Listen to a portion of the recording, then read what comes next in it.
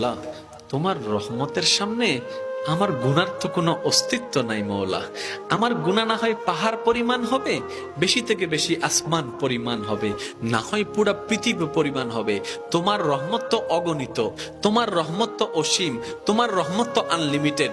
এবার রব্বে করিম বলে, তাহলে ঘাবড়াস কেন, তাহলে মন ছোট করস কেন? আরে গুনাহ করেছো তো করেছো, কি হয়েছে? একবার তো তওবার মাধ্যমে আমি রবের দরবারে ফিরে আই। মৌলা, ফিরে আসতে পারবো তো? দরজা কি খোলা আছে? রব্বে করিম বলে, মরণের আগ পর্যন্ত, কিয়ামতের আগ পর্যন্ত, সূর্য পশ্চিম আকাশে ওঠার আগ পর্যন্ত দরজা খোলা আছে, দরজা খোলা আছে, দরজা খোলা আছে। এবার বান্দা বলে, মৌলা 24টা ঘন্টার কোন টাইমে আসলে সেই দরজা খোলা পাবো? রব্বে করিম বলে, আরে ব্যাংকের দরজা খোলা থাকে নির্দিষ্ট সময়ে, অফিস আদালতের দরজা খোলা থাকে নির্দিষ্ট সময়ে, এমনকি ঘরের দরজাও খোলা থাকে নির্দিষ্ট সময়ে, এর বাইরে যায় না। কিন্তু তোর